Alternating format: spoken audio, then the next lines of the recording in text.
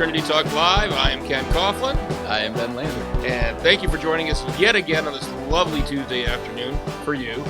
Worst kept secret ever on the show. It's Monday for us. It's Tuesday for you.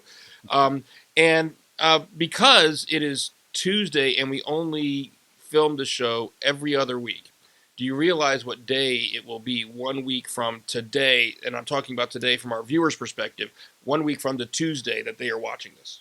Happy St. Patrick's Day. Happy St. Patrick's Day, right. Which is why I wore green. You see, I am in my St. Patrick's outfit. I have made this the unofficial St. Patrick's Day episode of Trinity Talk Live since we won't have an episode next week. So as you can see, getting into the spirit of things, I wore my green. Ben brought his beer. Okay. Nicely played. It's tea. I told him when he walked in with that. It says, I got a joke already, but you're going to have to wait until we're on the air for that one. So. For the record, let the record show this is iced tea. He just shook it up right before he came in. So. Yes. All right. So our first topic today is whether Christians should consume alcohol or not. No! We're not going to go there. Hey, thanks for watching. And I'd like to start out each show by asking everybody to make this as interactive an experience as possible. If you got any questions about anything that we talk about on the show, put them in the comments section down below. Put them on Facebook where we post the links to this on the Trinity Joppa channel Facebook page. Also, if you have any topics or any questions you want to see us talk about, you can either put them in the comments section for a particular video or shoot us an email. Put the email addresses for Ben and I on the screen right now. If there's something that comes up in the news, some question about that you're facing in life that you want to hear us talk about on the show, shoot us an email and we'll see what we can do. We want to make this as interactive an experience as possible. So, let's get started with the non-St. Patrick's Day story, shall we? I don't care. Do you have a preference? Do you care?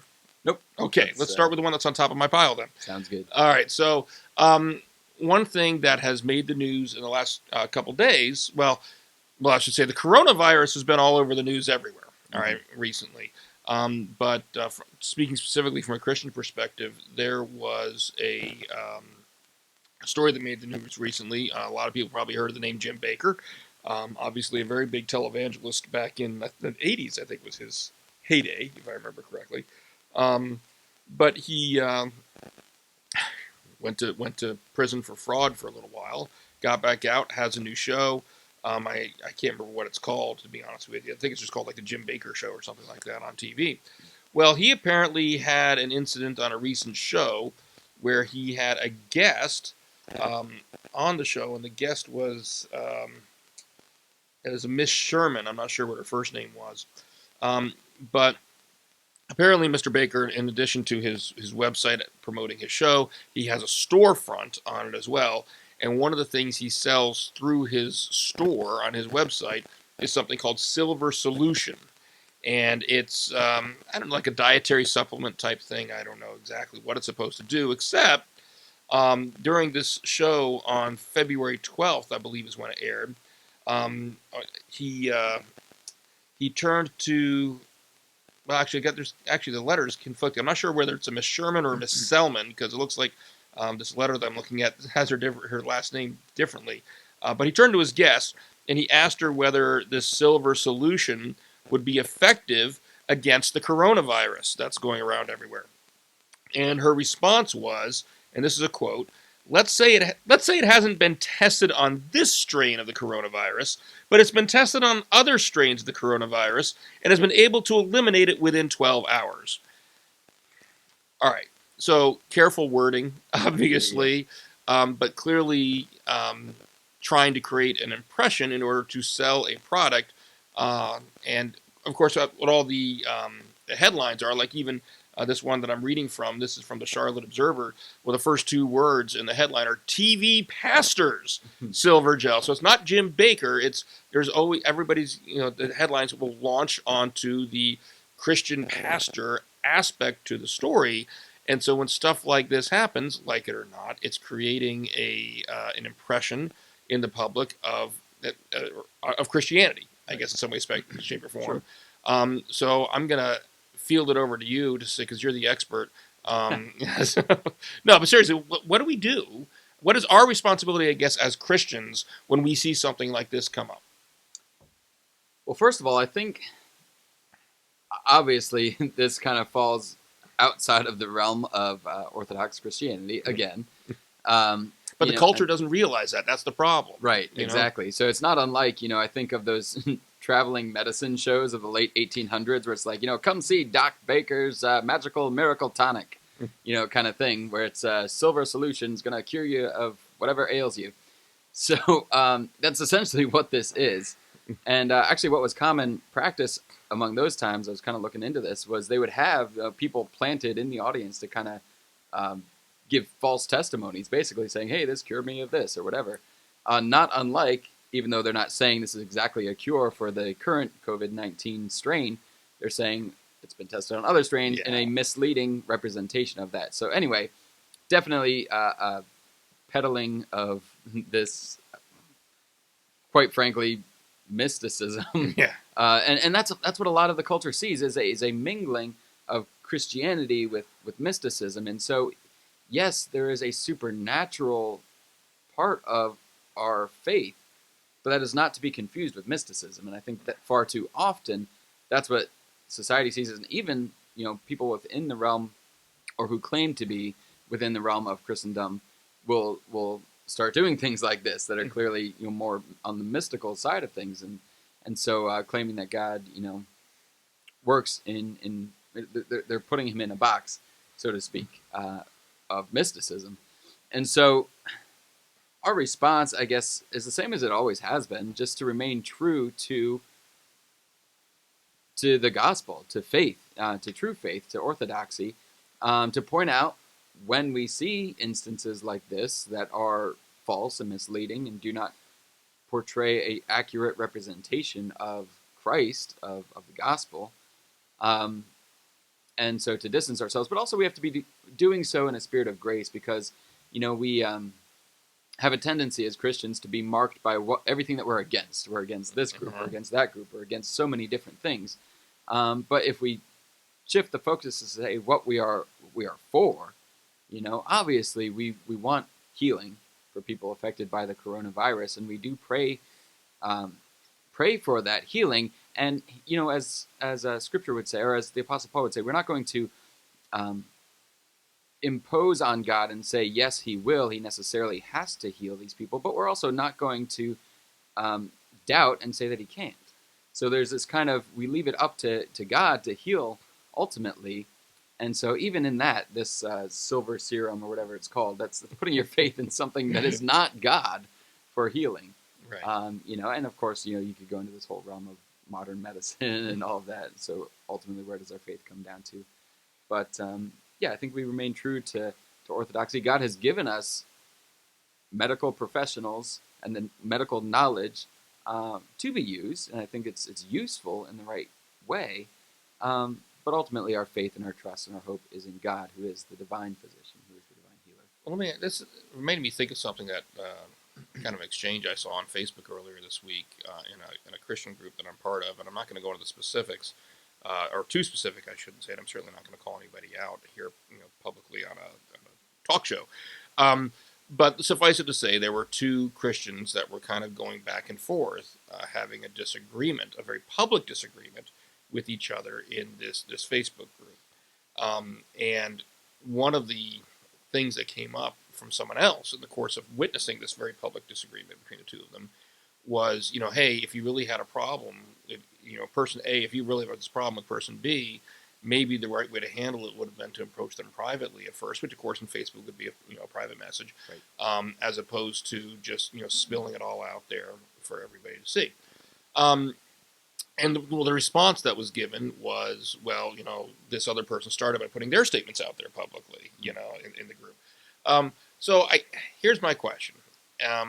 When we're dealing with someone like a Jim Bakker, who I think we both agree does not represent Orthodox Christianity, but certainly, let's assume for the sake of argument that he did, all right, that you have a public Christian figure that does something that steps over the line like this, all right. I guess I wonder, because, what is our obligation as the Christian community as a whole? Should we go to that person privately first and say, hey, you shouldn't do this, even if we don't know them. I mean, I don't know Jim Bakker from Adam, and I'm assuming you don't either. No. And so, how do you handle situations, be honoring of Scripture in situations like this where you've got not like this again. I don't believe he's Orthodox Christian. I'm kind of assuming that for the sake of this illustration. If you do have someone who is a part of the Orthodox Christian community who does step out of line in a public manner, are we overstepping our bounds if we call them out publicly in return as a community? Because here's the thing: if we don't say something as a Christian community publicly, the culture at large is going to hold that against us and say, well, if you really disagree with him, then why don't I hear you saying anything about him? And it's not going to be much reassurance to say, oh, but I did privately. Sure, absolutely. I think, so the biblical model is, of course, now, again, we're talking about kind of two different things. When in something like this, where it's dangerous to the public, I think there's a difference. Okay. Because the FDA, the FDA, they did, or the state of New York, I think, sent him a cease and desist letter because at least they have to qualify that this has not been tested by the FDA or things like that. Something where it's potentially harmful to the public. I think we do have a responsibility at least to make the public aware. Mm-hmm. But beyond that, where the further conversation goes, you follow that biblical model of, if you have a problem with the person who has done a particular offense, who has sinned, you go to them privately first and try to reconcile. If they will not listen to you, you take 2 or 3 witnesses, and then if that is not effective, then you go to the congregation, the church. And so that's kind of the model that we try to follow with church discipline. So assuming that he were part of the body, part of the Orthodox Christianity, and it weren't something that we're, publicly endangering. Right. I mean, because if it's because I don't know what the effects are. Maybe it's harmless, but if it's not been tested by the FDA, I don't know. Mm-hmm. And there haven't been sufficient studies. What if it's something like well, I'll give you a case in point from a couple years ago where, well, it was not completely substantiated, it's my understanding, and correct me if I'm wrong on this, but Ravi Zacharias was accused of having some inappropriate contact with a woman who was not his wife. Now, he apparently denied it, but let's take a scenario like that, where you have some prominent Orthodox Christian preacher who gets caught doing something that they shouldn't be doing. All right. I guess my question is, where obviously when the Bible was written thousands of years ago, we weren't living in the age of mass media, where there's almost an assumption that in order for one Christian to know another Christian is doing something wrong, there's got to be some kind of face-to-face relationship there. But what about when you've got a Christian that you've never met, and they're on the other side of the world, for all we know, but because of mass media, we can see that they're doing something wrong.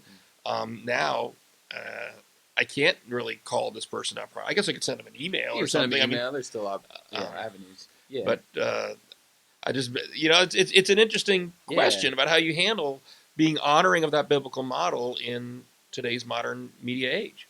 So, yeah, and there are still ways of going about that. I mean, email you mentioned was appropriate. There's a private message on Facebook. There is still snail mail you could do if anybody does that anymore. But so there are ways that you could privately, so to speak, address the issue.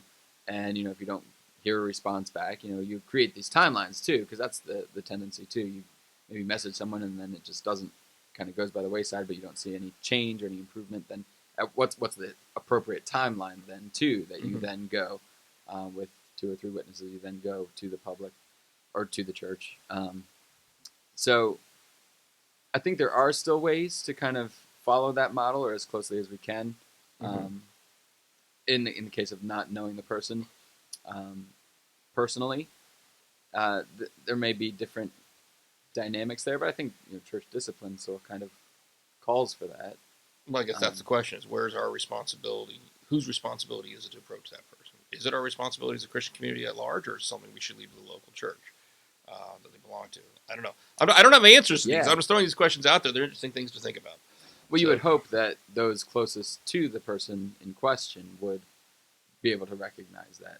But maybe they do need some prompting, from somebody who is, and Jesus even says, he doesn't say don't judge, but we tend to say, judge not lest you be judged. That's kind of thrown out there all the time.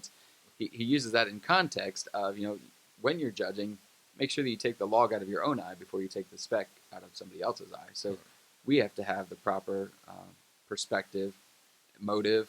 If we want to call somebody out just because we're looking at things to point down and kind of puff ourselves up. Look, I'm this great Christian. I'm pointing out all these different things that are wrong, just because it makes me look holy. That is a wrong motive too. So we always have to be constantly assessing our own motives, but doing so in gentleness and in love and respect. I think we're called to that. But anyway, all right, just good food for thought. Yeah. So, all right, another thing. This was kind of neat. The story that you brought up, because why don't you tell people what the story was, and I'm going to tell you my thoughts on it and how it actually ties into something that has happened relatively recently in my life, or maybe think of it anyway. Yeah. But go ahead. So this article we came across was from Christianity Today, and the headline reads, "Spiritual Abuse Definition Debated by UK Christians." So it talks about, specifically in the context of Steve Timmis, who's the CEO of the Global Church Planting Network, and he was a local pastor of a church called the Crowded House, and they had this model of church growth, which was really kind of like home churches. They had like a 120-person congregation where they started out with, and he kind of was pushing for this, what did they call it? I forget the term that they use, but it's intentional small groups, basically, is what they call. Right. Or they don't call it small groups. They have another term for it that I'm missing here that I didn't write down. But so anyway, this model that he's espousing kind of went on for years, and now they're coming out with allegations against him about spiritual abuse. And so because of all of this, they've ended up removing Pastor Steve Timmis, from his position as CEO of the Global Church Planting Network, and it's causing the church over in UK to kind of redefine or relook at what the definition is, because it's not so black and white. Some places it's kind of just accepted when you say spiritual abuse, and other places they say, well, what do you mean by that?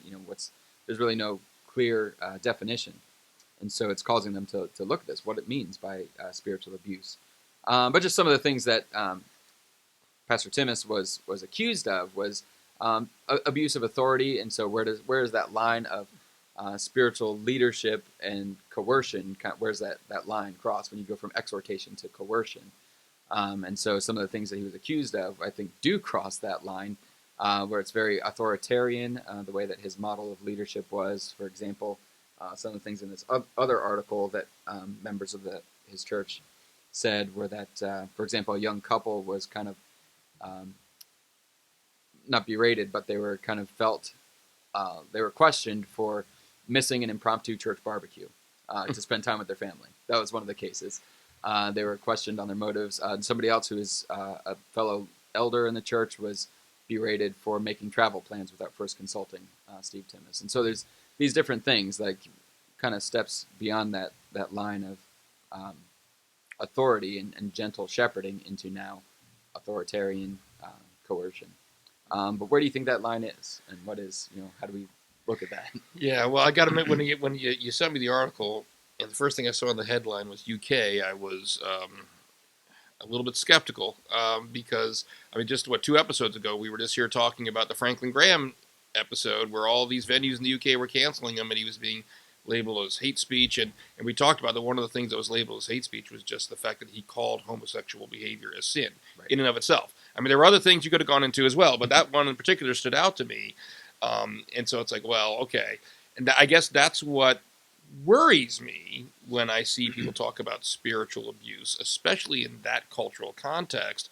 It's like, all right, how broad sweeping are we going to allow this to be? Now, that being said, there are certainly lines we need to be careful not to cross. The article referenced 2 people. It was a Mr. Timmis, you mentioned, the Jonathan Fletcher. And I was a little critical of the Christianity Today article because, like you just mentioned, you went to another article to find out what he was actually Yeah, accused the of. original It one didn't didn't mention have what all he was that. accused of. Yeah, that's why I had to. It mentioned look what Mr. Fletcher was accused of, and that stuff was abominable. I mean, using ice baths as a form of spiritual discipline, inappropriate touching, nude massages with members of his community. Yeah, we can all That's agree beyond, that's yeah. abuse. And I guess, all right, here, I guess part of my issue, or my question I raise with it though is, first of all, if you don't have a strict definition of what you mean by spiritual abuse, then that's ripe for, I hate to use the People word to abuse, but step yeah, I in mean, and misuse that. misuse of it.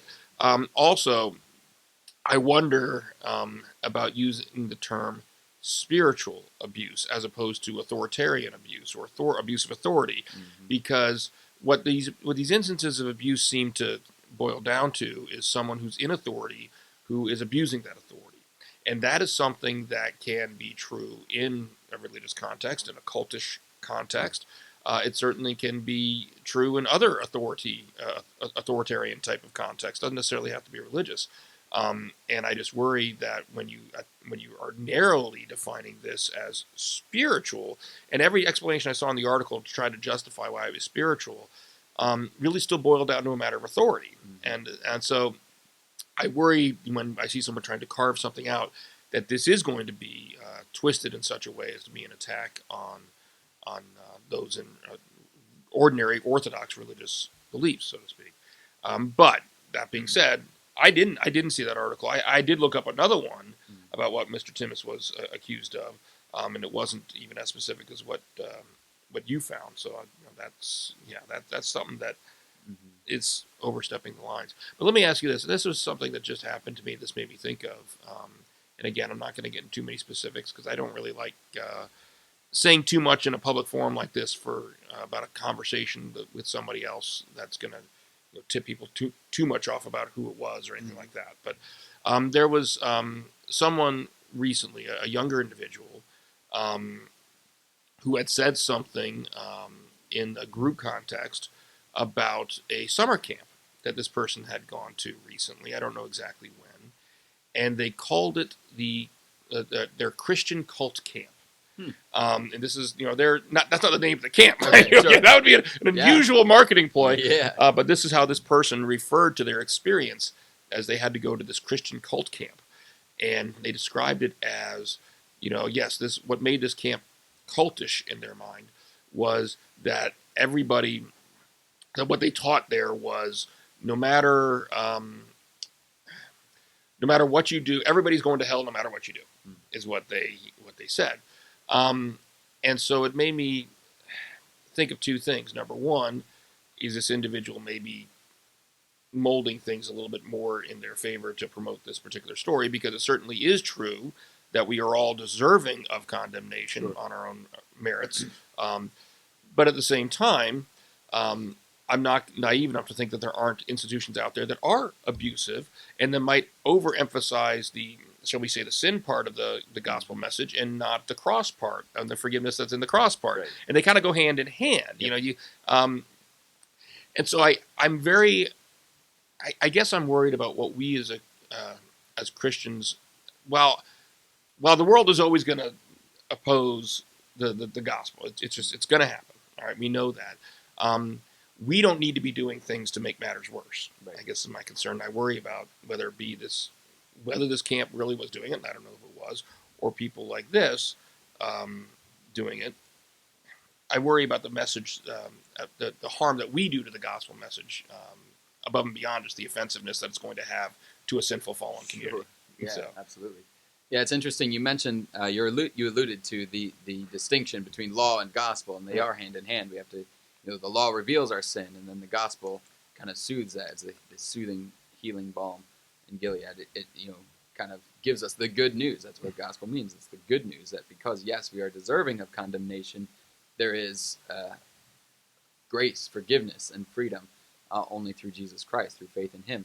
And so I'd be interested to see what exactly this Christian cult camp is, because and specifically if it has those markers, such as what we see in this article here. And I think I also agree with you about being cautious to label it as spiritual abuse versus abuse of authority or abuse of power. Because yes, in practice, everything that's outlined here is clearly an abuse of power, clearly an abuse of authority.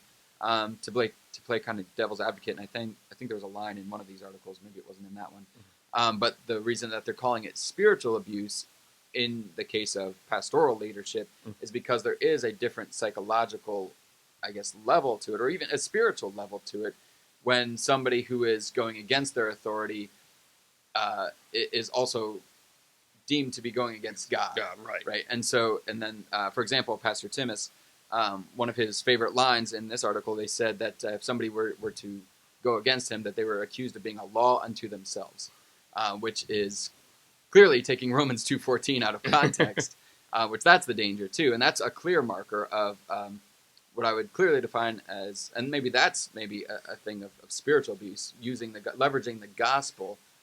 But who decides that, Ben? I mean, that's my. Right. I guess this is where I'm torn in two directions about this, right. Because, like, you're right. One of the other things that article mentioned, an example of spiritual abuse is misusing the scriptures. Yeah. Well, who's going to decide whether scriptures are being misused or not? Right. I mean, the fact of the matter is, if I tell you that yes, there's forgiveness, but we talked about that homosexual behavior is sinful. And I say the gospel or the scriptures teach that. Yeah. All right. Am I in some people's minds, I'm misreading the scriptures. Yep. And so now by telling you that and making you uncomfortable, not you individually, Yeah. I'm not reading it, Yeah. but am I now engaging in spiritual abuse under these definitions? And so that's the danger that we run, when, and there's this, it's been said before, when you take a text out of context, what you're left with is a con. You can con anybody, right? And so that's the danger of, and I'd be hesitant. You're right. I would be hesitant to label anything kind of as spiritual abuse, because you do kind of, whenever you slap a label on anything and you don't look, that gives people an excuse not to look critically at it. When you slap a label on something, then they just tend to be like, oh, okay, we'll put you in this camp of deplorables of the next thing we might talk about. But, they just kind of put an overarching label over something. Then it excuses us, or gives us an excuse to not look at it critically. So I think we do have to be careful, though, to test the spirits, see whether or not they are of God. And so, for example, in the Romans 2:14 thing, let me just read it real quickly here. It says, "Indeed, when Gentiles who do not have the law do by nature things required by the law, they are a law for themselves, even though they do not have the law." So clearly, it's the exact opposite of what he's saying. It's not that they are making their own law; it's that they are following the moral law, even though they don't even know it. Right. Because it's on their hearts. Right. Because it's written on their hearts. Exactly. And so we have to be very careful to. We do have scripture, but we do have tradition. We have the authority of generations before, and especially the apostles, that we stand upon. To be able to discern things like this, what is orthodox? Right. That's kind of what we have the creeds for. That they kind of clearly set out what is our strict, the core values. What's your essentials and what's your peripherals? Right. What are first and secondary issues. But I'll give you an example of what I'm worried about. All right, especially considering there was some reference in one of these articles about possibly making spiritual abuse criminal. It's the word or the suffix, I guess you could call it, phobia. All right. What's a phobia? A phobia is some type of a fear. I mean, that's what it means, right? And yet people have decided to come up with these labels, whether it be homophobia, Islamophobia. We just smack phobia on anything. And once you're right, it does prevent people or give people an excuse for not thinking about things critically. And so now we can use those terms to start to gain traction, and they mean whatever the heck people want them to mean. Yep. I mean, now if you look at the way homophobia and Islamophobia and other phobias are used, they've completely lost connection with the original meaning of the word. It's not fear, it's you doing something that I don't like is largely what it is right now. And so when we see spiritual abuse for what is really an abuse of authority, yes, in a religious context, but the religious context I don't think is defining enough to make this something distinct from general abuse of authority. And I see the danger of attaching terms like that is that they gain steam in the culture, and before you know it, we're having situations like you think homosexual behavior is a sin. Well, in the UK we don't. You're spiritual abuse, and now you're up on criminal charges. Yep. That's what I'm afraid of. I completely agree with you. I think we definitely run that risk. And so I don't have an answer for what a clearly defined definition is, or even if we should use the term.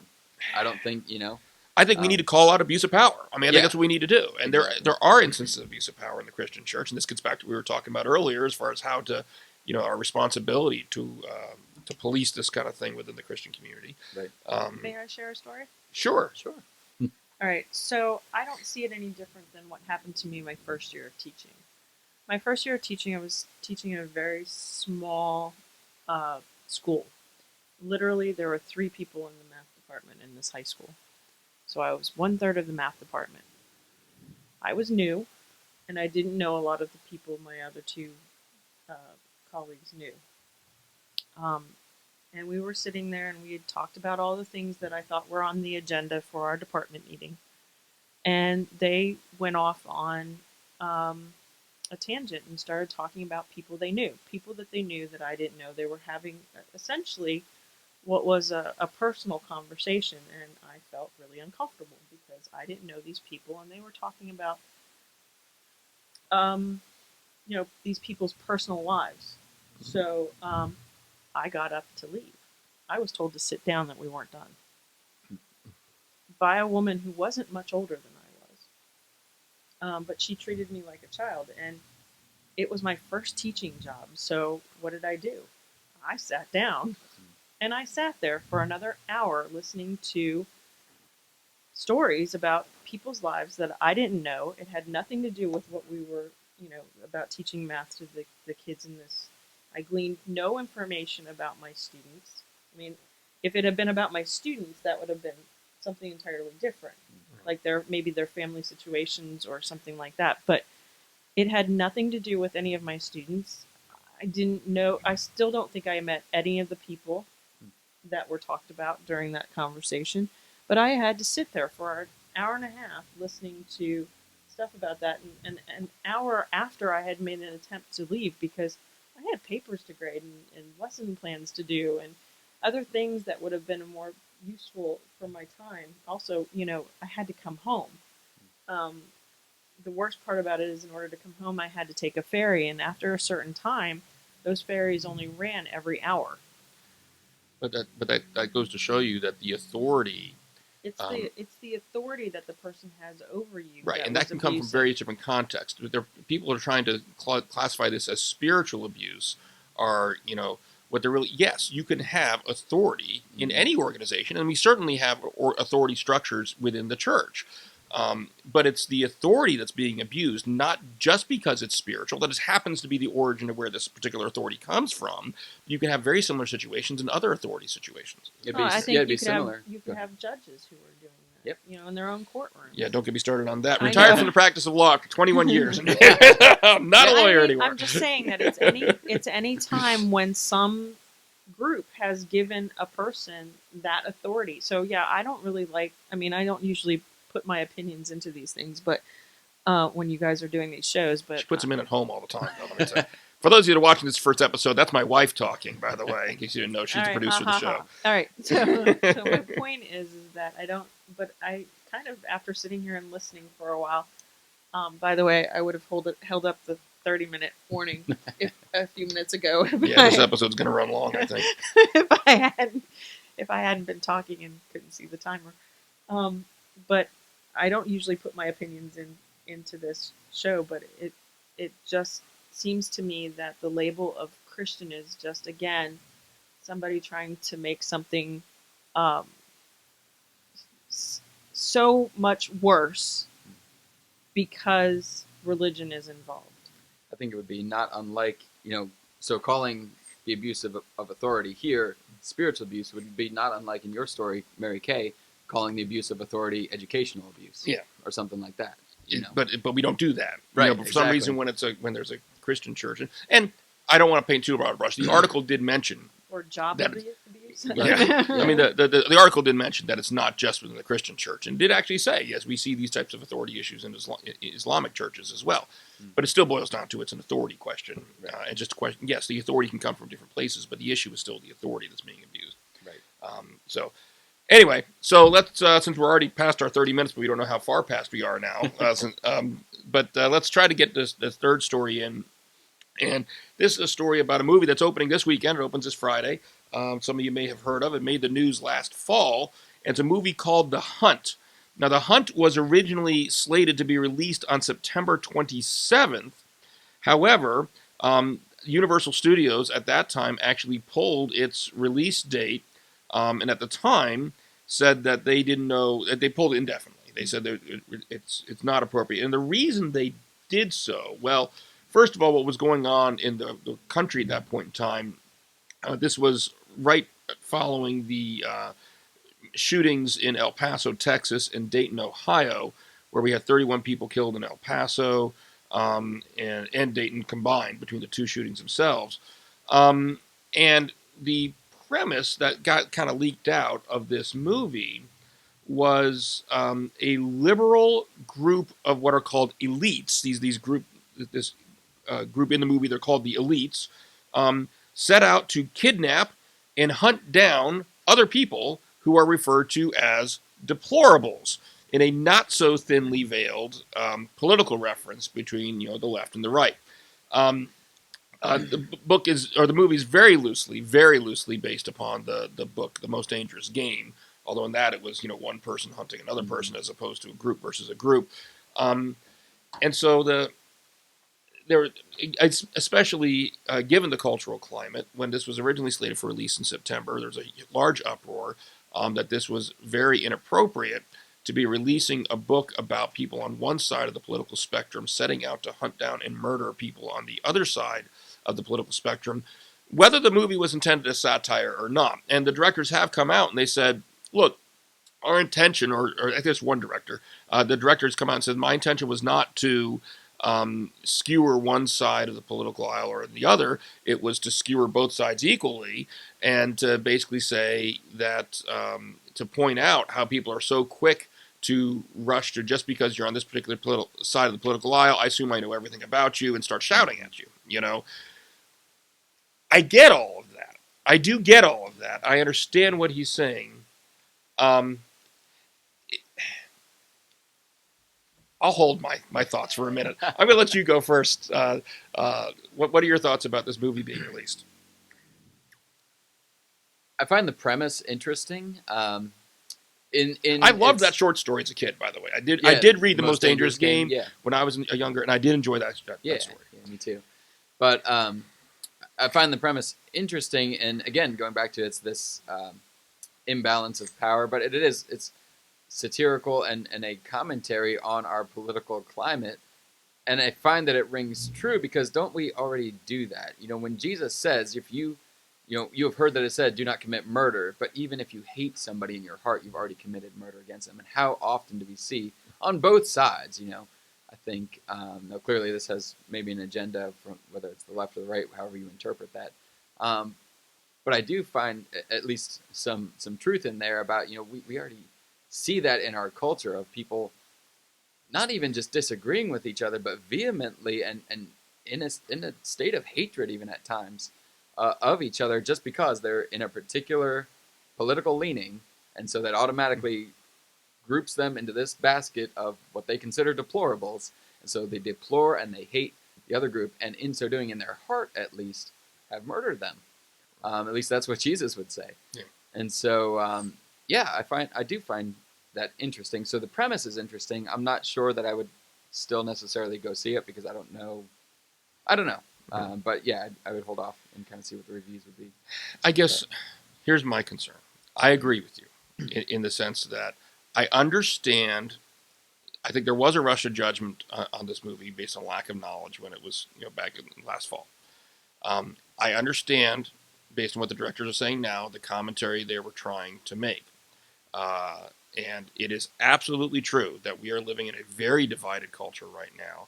And this satirically was trying to point that out. I get it. I understand what you're trying to accomplish. I still don't think it was wise to make the movie. I mean, in my particular viewpoint, and this is why. That may be what your point was in trying to make the movie. That's not necessarily how everybody watching the movie is going to take it. Sure. And when you don't have,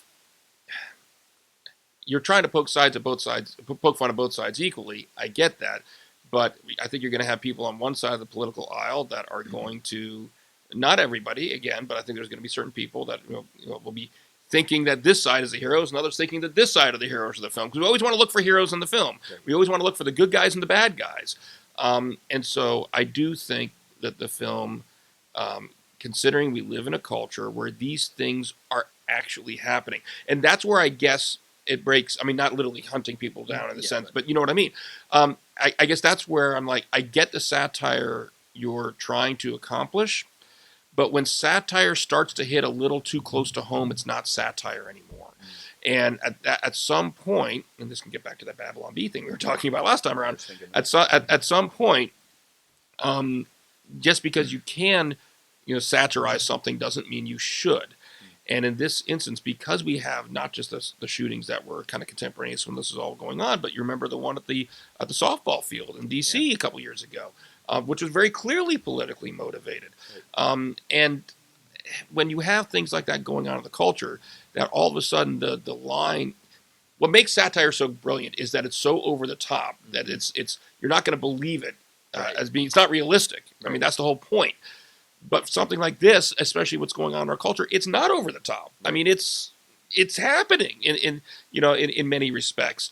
And so at that point, I'm kind of like, I understand what you were trying to accomplish. I may even agree with the underlying message you're trying to communicate, but I don't think this was appropriate considering what's going on in our culture right now. You've lost the line. It's not going to be clearly communicated as satire, I don't think, to a lot of people. Yeah, and I think, even Trump had responded something about, I forget what his tweet said, but it was they're intending to cause division or cause, and I don't know if that's their intention. I don't know if that's their intention, but it could happen. Exactly, right. And I think you're right in saying that it's unwise because of the fact that whether that was their intention, perception is reality. Right. And how it's going to be perceived as this is an attack from whatever side. You could look into it and say this is an attack on the left, it's an attack on the right. And people are going to come up both ways, to be honest with you. Right, and so that's going to just kind of exacerbate the problem, and so that's I agree. It's not necessarily.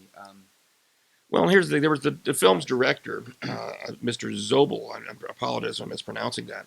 He was interviewed by Variety magazine back in August, and he said this. He said, "Our ambition was to poke at both sides of the aisle equally. We seek to entertain and unify, not enrage and divide." And this gets to what you're saying. That was certainly, I don't think his intention was to divide. Right. But then this next sentence is quite telling. And this is where I kind of want to say to you, did you hear what you just said? He says, "It is up to the viewers to decide what their takeaway will be." Yeah. Exactly. That's the problem. Right. Okay? When it's not so clearly and obviously satire, and I understand it's humor, it's probably dark humor, black comedy, whatever you want to call it, but the premise is supposed to be so over the top that people clearly understand that this isn't a real serious thing we're talking about here. We're using this hyperbole to address a real issue underlying it. But it doesn't look like hyperbole when it mirrors so closely events in real life.